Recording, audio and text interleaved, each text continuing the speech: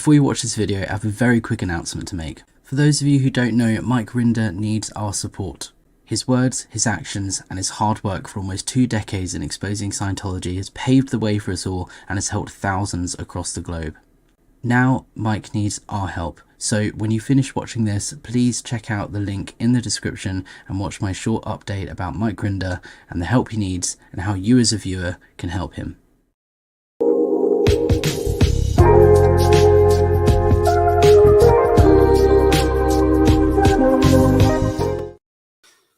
Hi everybody, I am back and it is good to be back. I also, not a very good start, just remembered I forgot to add the link that I just had mentioned in that little pre-video, so I will do that as soon as the stream is over. Hi everyone, welcome back. I am back. I've been away for a little while, so apologies for my absence. Can you all hear me okay? Please tell me in the chat on that side.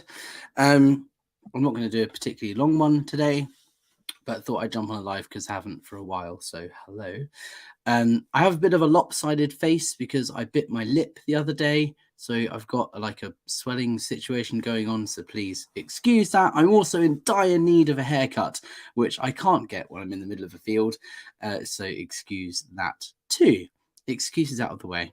I'm here now, I'm back, and I don't know if it's particularly obvious, but I do have a bit of a tan. As a ginger person that's very pale, a tan is quite hard to get, but I don't know if you can see, I do have a bit of a tan going on, which I'm pretty proud about, or proud of. I have been working at a festival over the weekend, which is one of my 2 or 3 jobs that I do. So it's been nice to get out and see some live music and work and experience that. So let's just say hi to everyone. Hi, Jane. Hello, the poor mum. Kellycopter's in the house. Hi, Kelly. How's it going? If you guys haven't already checked out Kellycopter, do it now. She's great. She's another SPTV crew person right here. Relaxed Llama Drama Team Mike. Hi guys. Hi. Excellent username. I like that. Anita. Hello. Hello, Terry Ray. Terry is great. Hi Terry. Thank you for joining. This stream is possibly the earliest stream I think I've ever done. It's 8 p.m. here in the UK, so it's like an actual normal time for UK people, which is weird, but I kind of wanted to start doing more of these earlier streams because I am in the UK, so I should do more UK friendly stuff. And Harter, hi Ann Harter. I'm curious about I Prevail now. Okay, well, this is a good talking point, actually. I Prevail are one of my favorite bands, right? Download Festival, which is where I was at, is the second largest festival in the UK. The only one slightly larger is Glastonbury, which I believe has a capacity of 160,000 or thereabouts. Download is 100,000. So it's the second largest festival, and it's rock and metal and alternative music, which is totally my jam. And I Prevail were there. They're one of my favorite bands. And it was actually very cool. I got to meet them. I work in this job quite often backstage and get to meet a lot of these people, which is just amazing. And Eric, the lead singer of I Prevail, actually had a really good conversation with him, and he let me have a picture with him, which was very cool, which I don't normally do because it's a bit unprofessional, but he was chill. And yeah, it was really, really nice to see them live. So if you're into like rock and metal, I Prevail are good. They are a bit shouty, a bit screamy. If you're not into that, you won't like them, but they are a very cool band. And yeah, that came up just in case you guys are wondering, because I put a clip of some of that, some of their set in the end of the video update I did earlier today. I'm still rocking my crew wristband, which I also am wearing next to my SPTV or SP bracelet. So I was flying the SPTV flag while I was away. So today I just wanted to talk a little bit. Firstly, Q&A, get your questions in. I've been away for a bit, so not quite sure I've caught up on everything. So I don't know what's been going on in Scientology land over the last week. So fill me in the comments, please, and I will comment back here live and give me questions to answer, because this is very much a discussion, a Q&A to involve you guys. I am also losing my voice a bit. I've been working in a field with lots of loud music, so please excuse that as well. Kellycopter, thank you for the super chat. That's very kind of you. If you could only listen to one artist for the rest of time, who would it be? Welcome back. That is a very difficult question. One artist. I don't know. That's really hard. I mean, Blink-182 are my favorite band of all time. I've always loved Blink. And they have a good variety of music. They've got a good jokey, funny, old school 90s punk stuff that kind of lifts you up. Their newer stuff is a bit more serious and emotional. They've got a good, it might be someone like that with a good balance of different types of music rather than just all one genre of sad or happy or whatever. But I don't want to say Blink-182 just because I don't want to name one artist because that's so hard. Kelly, let me think about that and get back to you because that's actually a really good question. So yeah, what I wanted to talk about today is a little bit about finding your tribe and emotions in Scientology and how music has played a really important part and a really important role in my recovery. Particularly, I told a story recently. I don't know if you guys saw it or whether it was very well covered in this Q&A. I think it was in, but I told a story where I was at a gig last year and I was crying because it was a sad song that they were playing. And then I realized I was crying, and then I was crying happy tears because I realized in that moment that I was feeling an emotion, and that made me really happy. And I was then, it was a really weird emotional situation. I was happy that I was sad because in Scientology, you suppress emotions so much. Like you're not meant to recognize them. You're not meant to react. You're meant to think with your analytical mind, not with your reactive mind. So HENR, human emotion and reaction, is a bad thing. So your brain is literally programmed to like not recognize emotions. And when I was going through therapy, there was a period of time when my therapist said, it's gonna be hard to work on your emotions because you need to feel the emotions here in the room for us to work on them.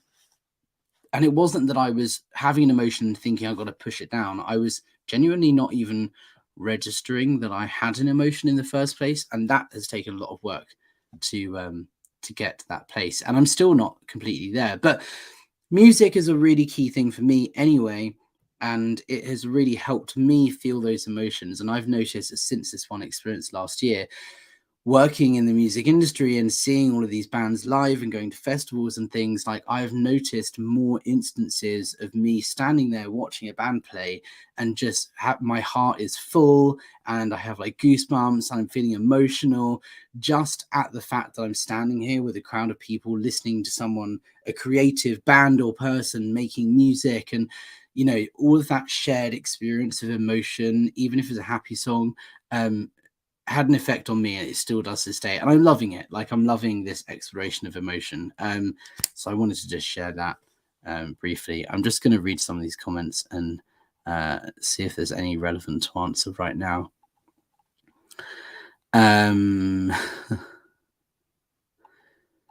Where are we?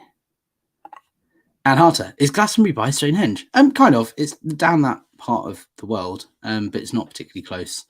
It's definitely southwest England. Kellycopter, I was going to ask who your fave band at Download was, but you answered whilst I was typing. Well, yeah, look, okay, I've one of my favorite bands. Pendulum also played. They are another one of my favorite bands. Those two at Download for sure. Green Day, also another great band. Love Green Day. I'm starring some of these questions that I will be reading out as I go along. There's some funny ones here. I wanted to mention as well about finding my tribe. I mentioned this previously on another video that as humans, we are kind of conditioned, or we're kind of naturally group type creatures. We like to group together. If you think about in high school, you have the goths, the jocks, the like girly girls, whatever, like these stereotypical groups of people in high school are. As much as there is not necessarily a good thing. It's an indication of the fact that people like to find like-minded people that they agree with and identify with. And that's called tribes in marketing, because I do marketing. It's all about marketing. You find out who the tribe is, who your customer is you're trying to market to, the sort of things they're interested in, the sort of things they buy and they like and they look at and they read. And that helps you establish where to market your product or service to. So tribes are a really important thing, and it's built into, it's part of our human nature that we like to group up, and our group of friends, right, will have similar interests. And there's the extreme element of tribes, there's political, left wing, right wing, whatever, there's extremist religion, and so on. Like, there's extreme tribes and groups, but as a general rule of thumb, people like to group together and they like to agree upon things and they like to share experiences, whether that's a friend or two that you have that likes the same sort of music as you. That's a little tribe. You might also have a tribe with friends that like the same sort of food or restaurants as you, and you've got a group of friends that you go out with to see, to go to particular restaurants, whether that's like a little tribe. We like to be in little tribes as groups of people. And in Scientology, when I joined, I was a teenager, so I was very much looking for my sense of self and belonging and figuring out who I am as a person. And Scientology came along and made it really clear that this is my purpose. Scientology is what I'm looking for. That's my tribe. That's my purpose in life. And that's what we're all trying to do together, is clear the planet. And so you fall into that category. And now, being out of Scientology, going through that process now in my late 20s, rather than what most people do, which is doing that in your teen years, it has been an interesting process for sure, and I'm still very much trying to find out who I am. But I have found a sense of belonging in this community that I totally didn't expect to find. When I started speaking out about my experiences on Scientology, I did it just because I wanted to help others. I wanted to let people know that they're not alone, and there are people here in the UK that have gone through a similar experience. There are people in class 5 city level orgs that have been that have been through Scientology and are recovering from it. And the point with sharing my story is helping other people and getting it out there and spreading the word, I suppose. I didn't expect to find a sense of belonging in this community that I have. And I find it really interesting that that sense of purpose that I was looking for in Scientology, that's been vacant for so long since leaving, I've now kind of found here on YouTube. Like, I have felt really welcomed and supported by all of you guys in the chat. So thank you for that. And I feel like we're all in this together, whether or not you're an ex-Scientologist or not. We're all here for the same common goal. And right now, the purpose is helping Mike Rinder get the treatment that he very desperately needs. And I have loved just seeing everyone unite together for this cause and trying to help him, because he has helped so many other people. And that sense of belonging and purpose has just been really, I don't know, impactful. My heart is full, I guess, is what I'm trying to say. It's been really lovely and overwhelming to see everyone come together in this kind of way, which is not what Scientology say happens. In Scientology, they paint this picture of the outside world being scary and horrible, and they also make it sound like suppressive people who are anti-Scientologists. All they want to do is destroy your life and get in the way of your progression, and they don't want you to succeed in life. And all they want to do is watch you and help you fail. And nothing could be further from the truth. Anyone that has been watching SPTV or been a part of this community, I think it's really clear that that's not what we're like. We're actually here trying to help each other and support each other. And everyone's really nice. Like, honestly, you guys are blowing me away so much. So thank you. All right, let's go through some of these questions. Oh, actually, that's a good point. Love Sherlock. Ex-Scientologists still have the yearning to help. Yes, that is very true. In Scientology, one of the things that they tell you is everyone's basic purpose in life is to help others, among other things. But that's why you should join staff, because it's the most effective way of helping people. And you want to help other people, right? because who's going to say no to that? Because that just makes you sound like an asshole. So yeah, that's really instilled in a lot of us, and it's true. We do want to help each other, and as ex-Scientologists, that's absolutely what we do. SP Kitty. Question: do you feel that now you found your tribe, you are still socializing as much with Never In so much, or enjoy focusing on all the YouTube content you produce? Great question. I very much do sort of socialize. YouTube is not taken over my life in that sort of way. Like, I spend a lot of my time making videos and doing YouTube stuff, but luckily I'm fortunate enough to work for myself and I can make my schedule work around these things. And a lot of my friends work in this music industry field and creative field. So there's always people out on tour, there's people working at events and so on. So summertime in particular is quite hard to get us all together anyway, because we're always off doing different things. And so the times that we can all get together are few and far in between, and we keep in touch in different ways, through social and through WhatsApp and so on. And we get together one-on-one. I actually work with quite a number of my friends, which is lovely.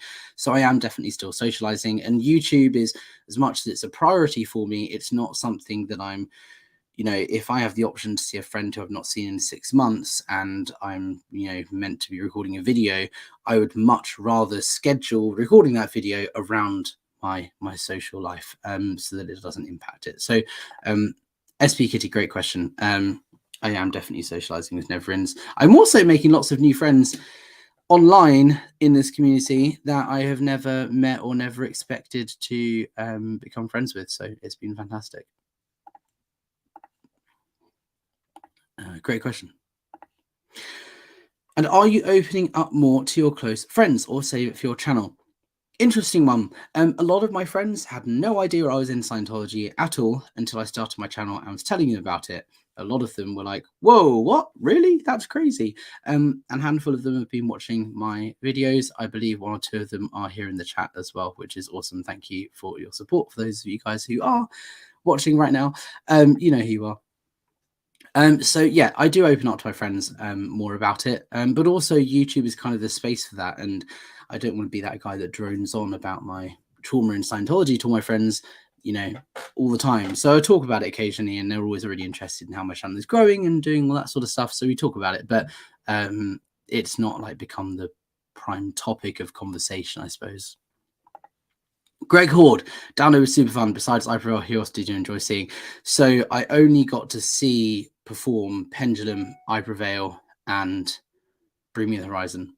Everyone else I wasn't able to see because I was working, but I did get to meet a lot of them, which was nice backstage. If you are who I'm thinking you are, you were also there, right? I saw a couple of people comment on my video before saying they were at download. So if you were there too, I hope you had a good time. Jazzy J, did you see on last night's Aaron et al. Chat that they mentioned all USP hosts need a bobblehead, or as Aaron said, a Funko idea? And Doug said, oh, Alex can take off that nice how you go voluntold.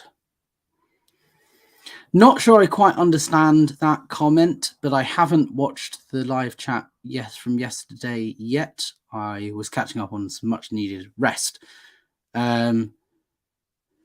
They mentioned all of you SP hosts need a bobblehead, or as Aaron said, a Funko idea. And Doug said, oh, Alex can take... Do you mean can take care of that? Nice how you go voluntold. Yeah, I'm not quite following that. Sorry. But post it again, and if you can explain it, I will try and reread it. Juliana, Scientologists are the actual suppressive people. Yes, exactly. That's the thing. Scientology, well, I don't think Scientologists are the suppressive people. I think Scientology in itself is suppressive towards emotions. I think that's the key here. DJ Swain, thank you for the super chat. Zepp, Pink Floyd, Jethro Tull.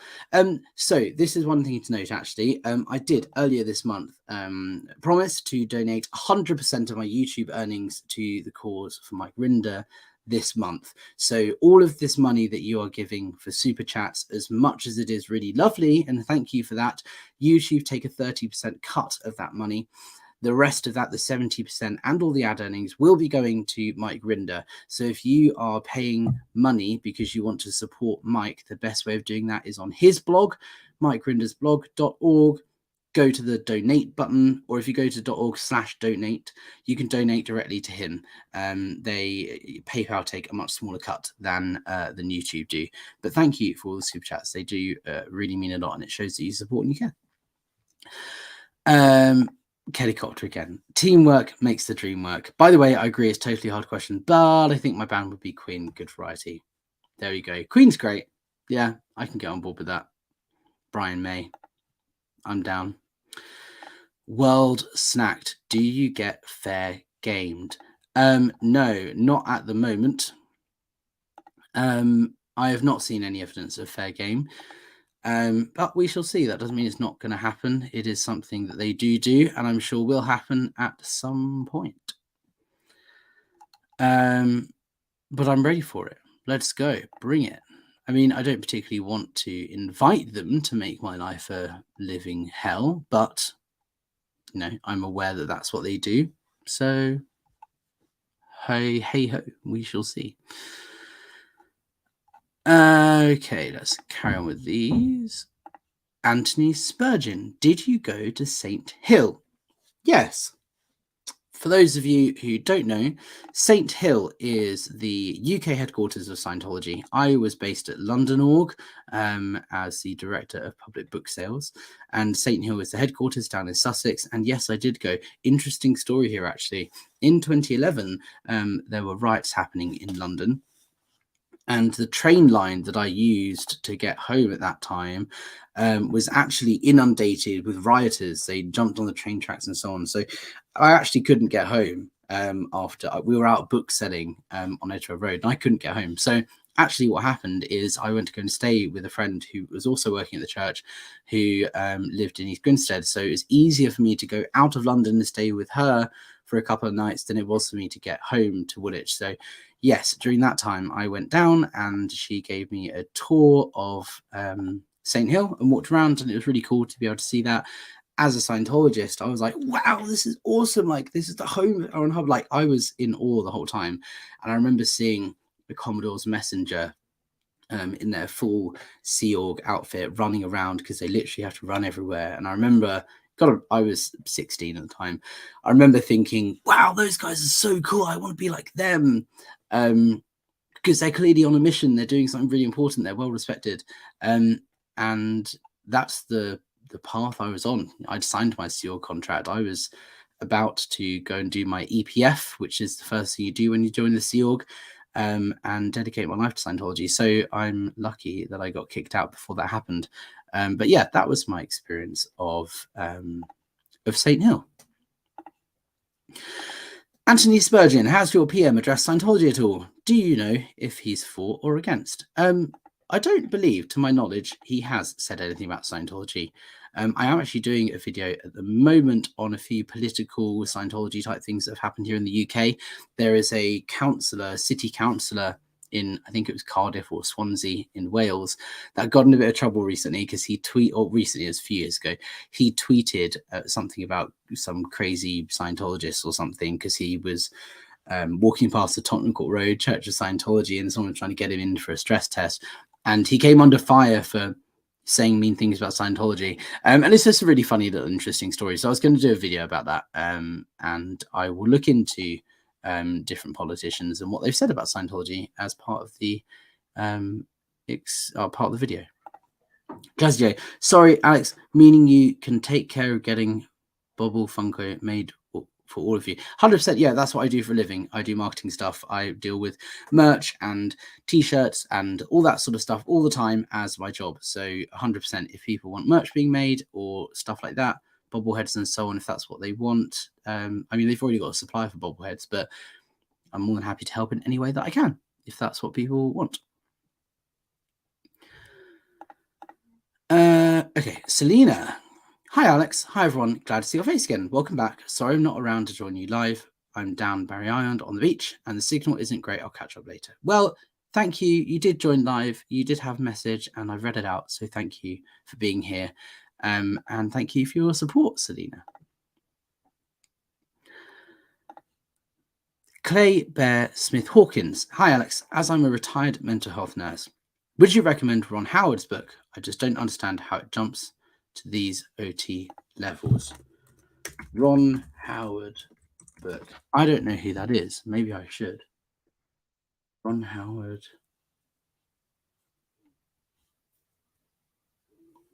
I don't know. I'm just looking it up now. I can't say I know anything about that book. I'm sorry. But I will put it on my reading list. And then maybe I can comment. SP Kitty, did there used to be a Scientology building near Birmingham Station? I was asked outside if I was. I wasn't. So they asked me if I wanted help. I was desperate at the time, tipped me upstairs and sat me down. Wow. SP Kitty, please email me. I would love to hear more about that.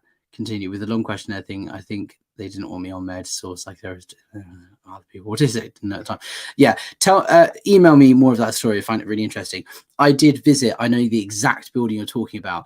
I went to Birmingham. They now have an Ideal Org, which is like a renovated building outside of the city centre. That cost millions of pounds to refurbish and so on. But their old building was right in the middle of the city, and it was literally a tiny little door that you go in. I remember you go up the stairs, and it's kind of like a little office room, and it was kind of a bit shabby. And that was the church before it went Ideal. And I remember I went there. What was the name of the road? It began with an E, I think. Can't remember. But I do remember. I know the building you're talking about. They're not there anymore, but they were previously. SP Kitty, what's your email address? My email is hello@apostatealex.com. Thank you. Interesting. Cool. Well, guys, this has been fantastic. I'm keeping it very short. Unless you guys have any burning questions for me to answer before I start wrapping up, now's your chance. I am working on a couple of really cool videos behind the scenes. It is Pride Month, so there very much is a video with that in mind coming. I'm working on it, and I will keep it a little bit of a secret as to what it's about exactly and who is in it until it's ready to release, but keep an eye out for that. And there's a couple of other things coming up soon that I hope to share with you. But for now, stay tuned. Joe Giuseppe. Hi, Joe. How's it going? I need to email you. That's a great reminder. I'm going to do that. How are you finding this hot weather? This hot weather was lovely while I was in the festival, when I was in a field, when it was sunny and warm, it was nice. But now when I'm sat inside and it's a bit hot and sticky, it's not quite so fun. But yes, anyway, thank you so much, guys, for tuning in. And I might go live again a bit later when I've got something else that I want to talk about, but I want to prepare that first. But for now, stay tuned, stay in the comments, and thank you everyone for joining. Before you go, this isn't a plug to like, share, subscribe like normal. This is an important message. Thank you for watching. At the beginning of this video, I mentioned a very important update about Mike Rinder. He paved the way for us all in speaking out, and in doing so has helped thousands across the globe. Now he needs our help, and we need to do what we can as a community to support him and raise the funds he needs to cover his very important life-saving treatment. If you haven't already, please watch the video I posted about Mike Rinder. The link is in the description. It's only short, but this is really important and something that we all need to do to help him. Thanks for watching the video, guys, and I'll see you soon.